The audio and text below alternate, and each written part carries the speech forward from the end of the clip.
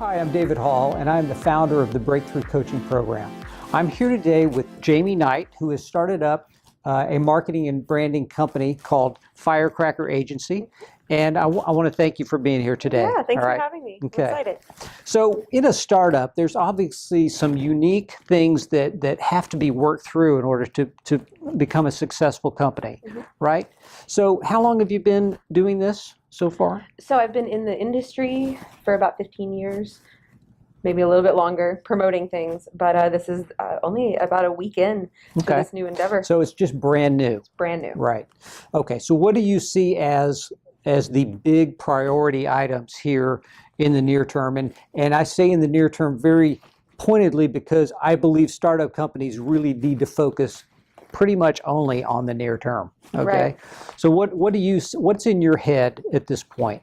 It's got to be money. It's got to be finances. Okay. It's got to be paying the bills. Right. It's right. How do I, I've got to increase my sales, but not quite too much that I can't keep up with all of it. Right. But, so that's the biggest one right now. Absolutely. And so what I hear you saying is the funding part of starting a business. And, most businesses really have to be financed pretty well to be successful because it's frankly very difficult to start and just immediately make money. It takes a bit of a ramp up. And so you need the finances in place. And if you don't have finances in place, it just is it's just a recipe for disaster, right? It seems to me the difference kind of between like thinking and planning versus dreaming, when you start to actually put numbers to things. Are you a coach? That's a great insight because dreaming is very informal. You just think about stuff but there's no commitment, right? But planning and getting things on paper, goal setting as an example, that is a whole additional commitment of your mind and just your whole thought processes, right? Yeah, and I haven't done the goal setting part yet. Yeah, well, that's great because we're going to talk about goal setting. So just generally speaking, goal setting is critical to really any business owner, but especially in a startup mode. And I would say startup mode, you don't even, you might think 1 year out, but I would say 3 to 6 months is the best timeline to be thinking about goals. Okay. All right. So what kind of goals do you think are important? What comes to mind to you? I want to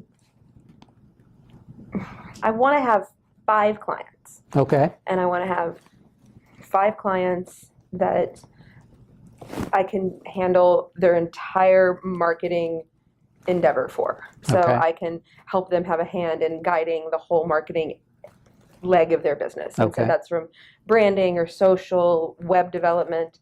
I want to be their person that they can rely on, that becomes part of their business and they can always trust.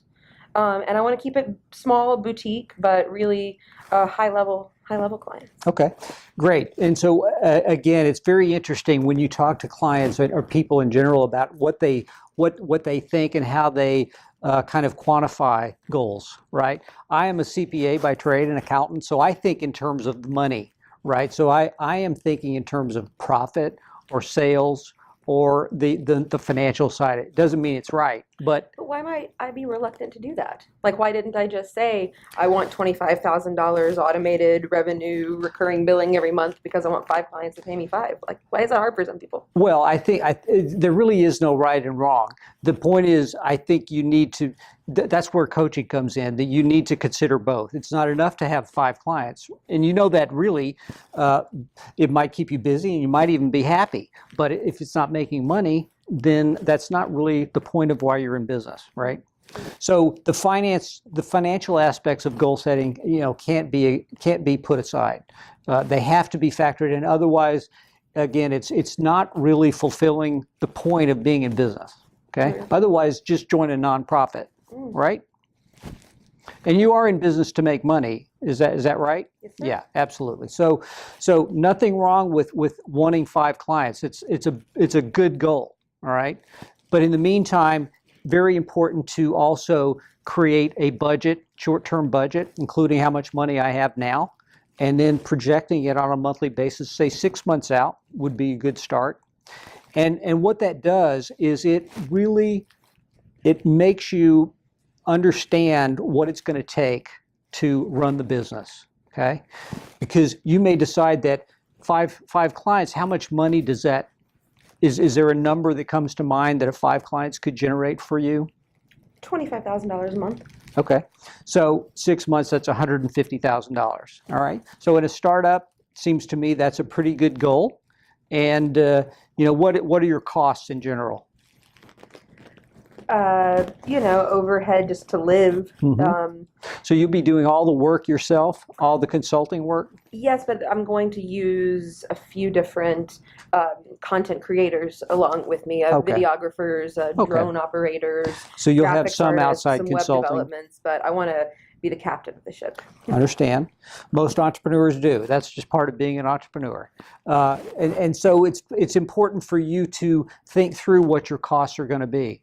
And just a generic budget system will help you just make sure you've considered all the items. As an example, there may be a licensing fee that you have to deal with, or government regulation. There's just so many things, so many ways that expenses can come about, and you owe to yourself and your business to make sure you line out those things.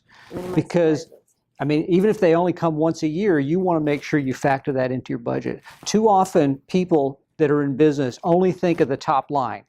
I'm going to make $150,000 in 6 months. Nothing wrong with that. But the other side of it is, what is it going to cost to get it there? And including marketing. I know you're in marketing as a business, but you may have marketing costs as well. Sure. Don't know. But if you do, you need to just be honest with that and just get it on paper so that you know. Really good point about that, too, is that if I'm going to take the time out of my day to market my own company, then that needs to be accounted for. And it means you're not making money for your other clients. Right. Just a whole nother discussion about your time management. Yeah. But thanks for that. Absolutely. So goal setting, huge. And then in addition, goal setting, we talked about financial, we talked about number of clients. Again, there's a lot more that you could embellish with the type of clients.